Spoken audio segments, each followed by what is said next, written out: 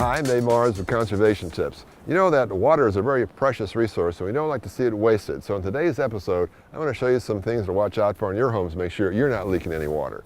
Now, in understanding the water system in general, the City of Columbia provides a water main out in the street.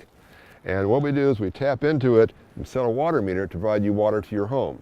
Now, you're responsible for everything from this water meter into the house. And what you want to do is take a look at where your water meter is located, because we want to find the main shutoff inside your home. And generally, it's in a straight line right to your house. So let's go take a look. Just as you would suspect, the main cutoff's located right here, right in line with the water meter out in the yard. Now, if you have an enclosure like this, you want to open that up in the winter time, just to be sure if you get extra cold weather, we're not getting any freezing going on back there.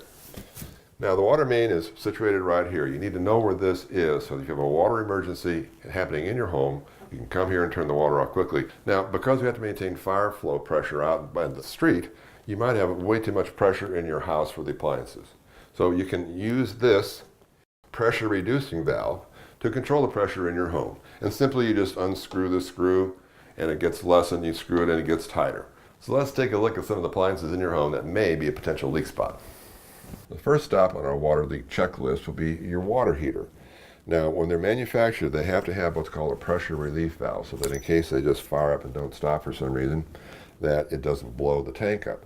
So this is meant to relieve the pressure as it builds up. And what can happen over time, though, is these things kind of weaken up and you get a little trickle of water, then a little stream of water. And if this water heater is not located in a spot where you see it very readily, it could be doing that for quite a while. So periodically check your water heater pressure relief valve. This may be something that you want to have a plumber replace, whether you try it yourself. One of the biggest leaks you might find in your water system is the one you see the most, and that's the toilet. The toilet leaks in two ways. The first way is that the valve can malfunction.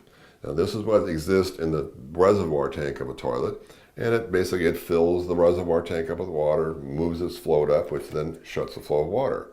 Well, sometimes this can get out of adjustment, or it just gets old. And rather than it shutting the water off when it reaches this apex, the water keeps running in the reservoir tank.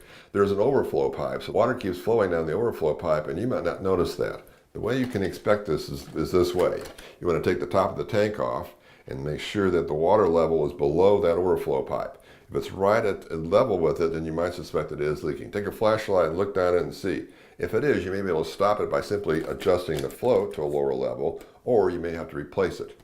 Now, these kits come at the hardware store, replete with a stopper, which we'll talk about in a second, and a new valve. They're easy to install. Most homeowners can do it. Not a whole lot of tools necessary, so that may be something you can take care of yourself.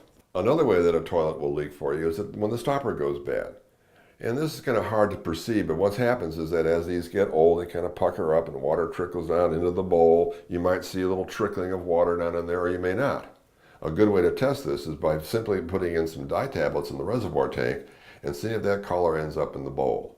If it does, you probably need to replace the stopper. And again, these are like $5 to $6 at the hardware store. Pretty easy to take care of yourself. Now, another stop on our water leak tour, of course, would be your kitchen faucets and bathroom faucets. Now, it's obvious you have a leak there, hopefully. And the difficulty what you have is not only is the water being wasted, but if it's hot water, you're wasting a lot of energy too. Plus, another problem with it is that as this washes on the sink, it's going to wear out the sink, and then you got another big expenditure. So a drip of water like this, and this kind of a stream, is going to run you about 3,000 gallons a year. Now, there's various types of faucets out there. There's washerless, types with washer. You know, it can get a little complex, so it may be that you're going to get someone to help you with the replacement of this, or even hire a plumber to do so. Well, now that'll give you a pretty good idea of where to start looking in your home for any potential water leaks. You want to check this about once a year, make sure nothing's acted up over that period of time. And as you've seen, some of the repairs can be very simple. And the idea here is we want to conserve our resources, conserve our water, and save you money. This is Dave Mars with Conservation Tips. I'll see you next time.